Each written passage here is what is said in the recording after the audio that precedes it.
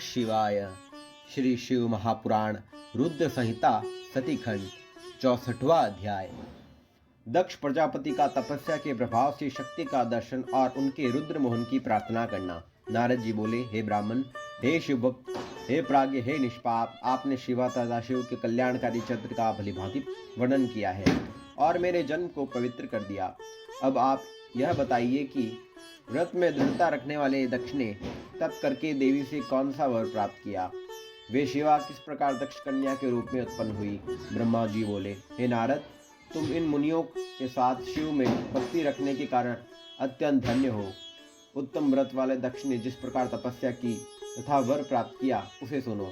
मेरी आज्ञा पाकर वे बुद्धिमान महाराज दक्ष प्रजापति उस कार्य की सिद्धि की इच्छा से चित्त को समाहित कर देवी जगदम्बा की उपासना के लिए गए और क्षीर सागर के तट पर रहने वाली उन जगदम्बिका को हृदय में धारण करके उनका प्रत्यक्ष दर्शन करने हेतु तपस्या करने लगे। स्त्रियों को अपने वश में करके दृढ़वर्ती उन दक्ष ने देवताओं के 3000 वर्ष पर्यंत नियम पूर्वक तप किया। उन जगन्मय शिवा का ध्यान करते हुए दक्ष ने कुछ दिन पत्ते खाकर, कुछ दिन जल पीकर, कुछ दिन निराहार रहकर और कुछ दिन वायु पीकर उस समय को व्यतीत किया। इस प्रकार वे सुव्रत दुर्गा के ध्यान में संलग्न होकर बहुत समय तक तपस्या करते रहे और अनेक नियमों से देवी की आराधना करते रहे। तब वे मुनिश्रेष्ठ अहिंसा, ब्रह्मचर्य आदि यमों से युक्त होकर जगदम्बा की पूजा करते हुए उन दक्ष के सामने जगदम्बा शिवा प्रत्यक्ष हुई। तब दक्ष प्रजापति ने उन जगन्मय जगदम्बा को अपने सामने प्रत्यक्ष देखा और अपने को कृत्य कृत्य समझा। सिंह पर संहार, कृष्ण वर्ण वाली, सुंदर मुख वाली, 4 भुजाओं वाली, हाथों में वर अभय मुद्रा, नीलकमल तथा खड़ग धारण करती हुई, मनोहर लाल नेत्र वाली, बिखरे हुए सुंदर बालों से युक्त जगदम्बा की जन्मदात्री तथा सुंदर क्रांति वाली उन कालिमा को प्रणाम कर दक्ष प्रजापति ने अपनी विचित्र वाणी से उनकी स्तुति की। दक्ष बोले, हे जगदम्बे, हे महामाये, हे जगदेश्वरी, हे महेश्वरी, आपने कृपा करके मुझे अपने रूप का ध्यान कराया। आपका रूप का दर्शन पाकर मैं धन्य हुआ और आपकी कृपा से मुझे अपने रूप का दर्शन दिया। आपको मेरा नमस्कार है। हे भगवती, हे आदे, मुझ पर प्रसन्न हो। हे रुक्मिणी, हे शिव रूपिणी, प्रसन्न हो। हे भक्त वरदे, प्रसन्न हो। हे जगन्माये, आपको नमस्कार है। ब्रह्मा जी बोले, हे मुने, सेन चित्त वाले दक्ष ने इस प्रकार महेश्वरी की स्तुति की। तब उनके मनोरथ को जानती हुई दक्ष कहने लगी। देवी बोली, हे दक्ष, आप मेरी भक्ति कर रहे हैं, मैं आपकी भक्ति से बहुत प्रसन्न हूँ। तुम्हारे लिए कुछ भी देय नहीं है, अतः अपना अभिष्ट वर मांगिए।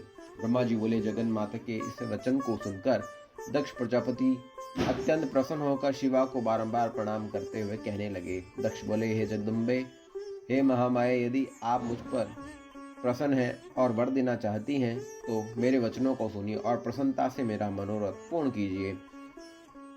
जो मेरे स्वामी शिव हैं, वे रुद्र नाम से ब्रह्मा के पुत्र के रूप में अवतरित हुए हैं। वे परमात्मा के पूर्ण अवतार हैं, परंतु अभी तक आपका अवतार नहीं हुआ। आपके अतिरिक्त उनकी पत्नी कौन हो सकती है? अतः हे शिवे, आप पृथ्वी पर अवतरित होकर उन्हें मोहित करें। हे देवी, आपके अतिरिक्त अन्य कोई भी उन्हें मोहित नहीं कर सकती, इसलिए आप इस समय मेरी कन्या के रूप में जन्म लेकर शिव पत्नी बने। इस प्रकार उत्तम लीला करके आप शिव जी को मोह में डालें। हे देवी, मेरा यही वर है। आपके सामने मैंने सत्य कह दिया। इसमें केवल मेरा ही स्वार्थ नहीं, अपितु संपूर्ण लोगों का, ब्रह्मा, विष्णु तथा शिव जी का भी स्वार्थ है। इसलिए ऐसा करने के लिए ब्रह्मा जी ने मुझसे प्रेरित किया।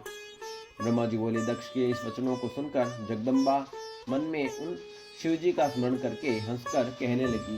देवी बोली, हे तात, हे प्रजापति, हे दक्ष, मेरी बात सत्य है, ये बात सुनो।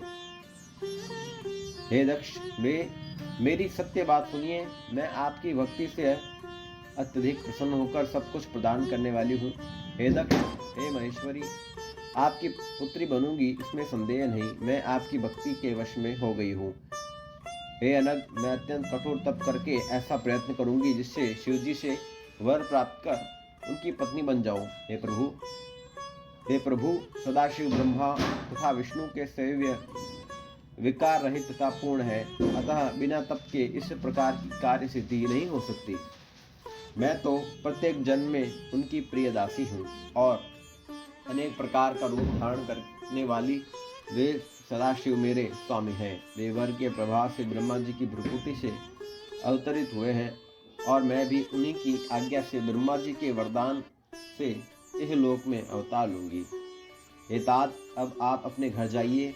मैंने अपनी दूती को सारी बात बता दी है। मैं कुछ ही दिनों में आपकी कन्या बनकर शीघ्र ही शिव जी की पत्नी बनूंगी। इस प्रकार दक्ष प्रजापति से श्रेष्ठ वचन कहकर और मन में शिव जी की आज्ञा पाकर शिव जी के चरण कमलों का ध्यान करके वे पुनः कहने लगी।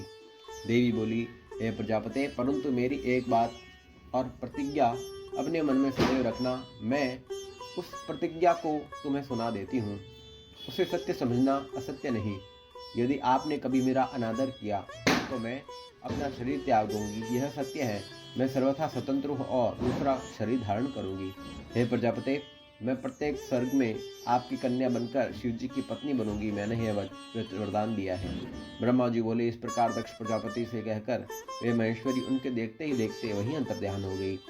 देवी के अंतर्ध्यान हो जाने पर दक्ष ने भी अपने घर की ओर प्रस्थान किया और यह विचार कर आनंदित हो गए कि देवी मेरी कन्या बनकर अवतार ग्रहण करेगी। ओम नमः शिवाय। श्री शिव महापुराण रुद्र संहिता सती खंड 64वां अध्याय संपूर्ण हुआ।